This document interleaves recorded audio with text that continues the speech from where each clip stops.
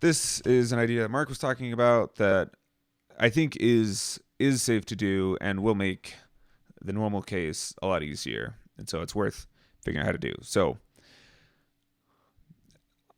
the issue you can have is that when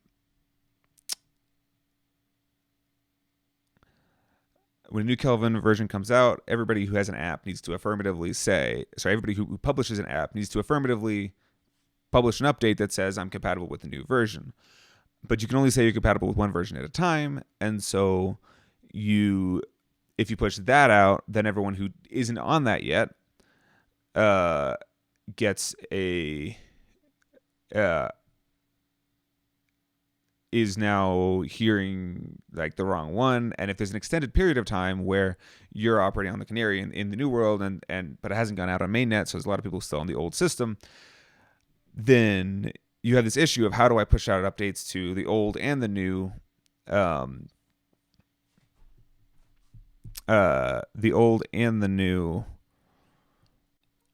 Kelvins. Okay. Then, while that is happening, where are we at? Right. So, trying to let app developers specify ranges of Kelvin versions. So this isn't a fully general system because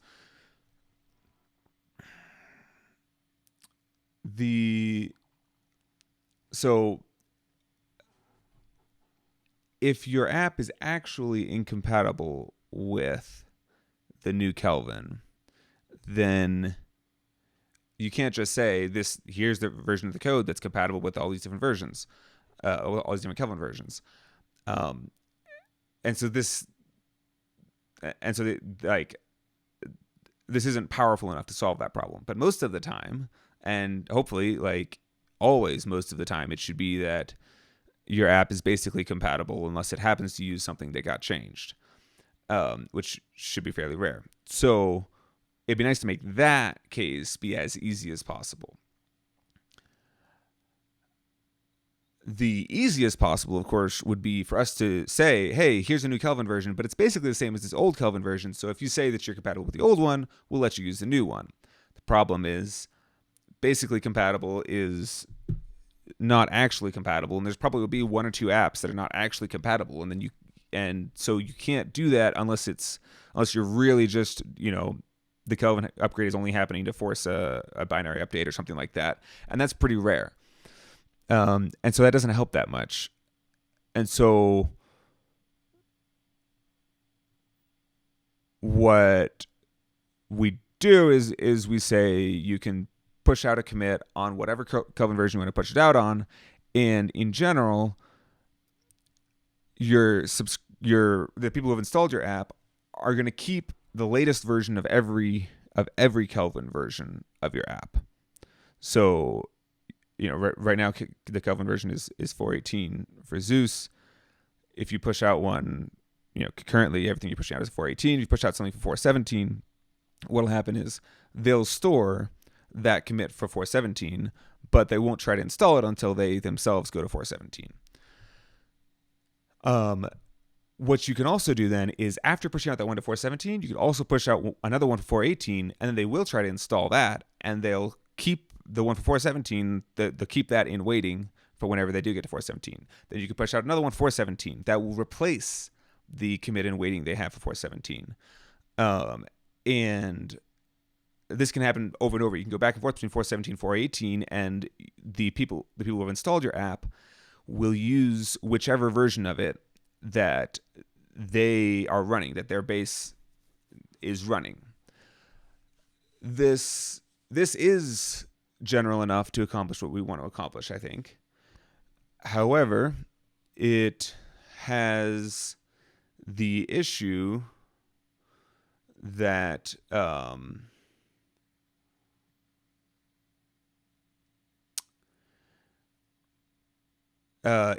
it's awkward, basically, as the app developer to be pushing out stuff for different versions, which is potentially different versions even than their own than their own system. I mean, it must be, unless you're downgrading your whole own system, um, which is not great. And so it's okay, I think, to fall back on that. However, most of the time, you just want to say, hey, here's a version of it that's compatible with either of these versions. And so that's what this proposal is to say, okay, app developers still have to do something ahead of time for an app. They still have to say, yes, I am attesting that this app will work on that Kelvin version. But they can just say, okay, not just this Kelvin version, but all these other Kelvin versions as well. So that's the task. It should be pretty fast. The interesting part, of course, is that these Kelvin versions are already there's already a bunch that they get specified. They get specified in a sys.kelvin file, which looks like this. And of course, there's only there's only one, that only has one version in it. And so we need to both say, okay, what does a new sys.kelvin look like? And secondly, how do we make this upgrade smooth? The answer, I think, to that's going to be try to make the new one a superset of the old one. So all the old ones should be valid cases of the new one. Something like so maybe a new one is you can do that, right? You can say, okay, I'm compatible with these three. You could do explicit ranges. I tend to think you should just list all the versions. There's not that many of them. And that gives you a little bit more flexibility. It also means you don't have to do range logic everywhere. It's just list all the versions you have. Oh, let's get rid of that. All right. However, type of Kelvin, it needs to be something more than just a weft. It needs to be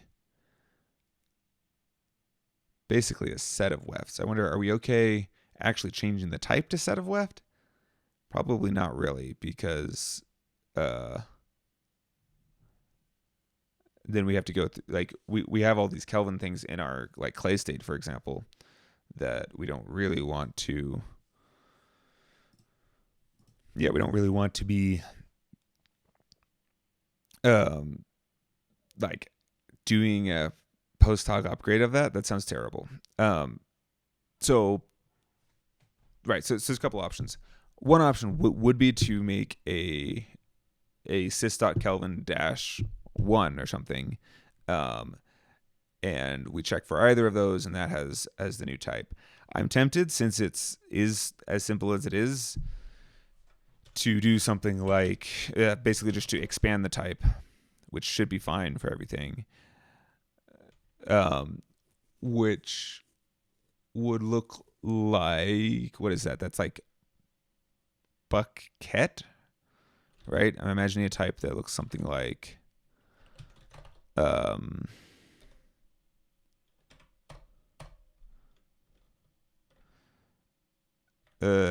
it's kind of like this, but is not, because set is not necessarily does not necessarily have that form. Let's see. Okay, so let me remember what bucket looks like. Right, so bucket says either the head is a cell or it's an atom. And if it's an atom, which would be this one. I mean, yeah, then it's this.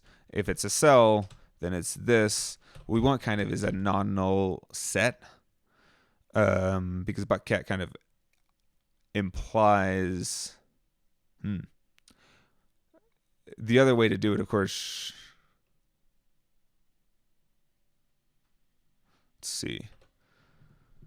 There's a few different ways to encode this, right? You could encode it kind of cleanly as let's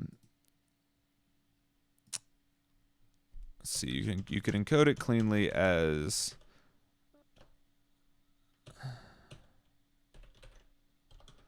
something like this, which is basically that's a pattern we sometimes use to introduce a post hoc version number into something that really should have had a version number in the first place, probably. Because then the way that you discriminate on this is you say, is the head a cell? If it is, then you're in version land. If it's not a cell, then you're in this. That's fine to start with. It's a little, if that's our type, that type should probably go in clay, or does it go here in Arvo? It's a clay concept, so specifically it'll go in lull. We need some variation on the word weft to that suggests like plural or something. Waft, is that something we use? Let's see, waft. We do not really, so that seems fine. Yeah. Put it here. And it'll be this. One line. That is unreadable. I think that's probably the most readable version of it. Still, Buckcat as always. You gotta stop and look at Buckcat. But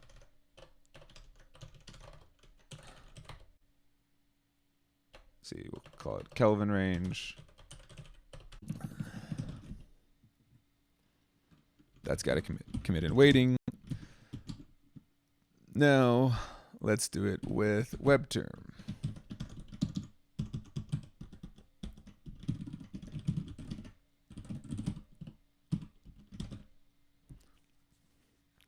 And that did go ahead and send the wick.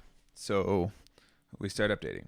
Okay, if that works, then that gets us to a pretty good place.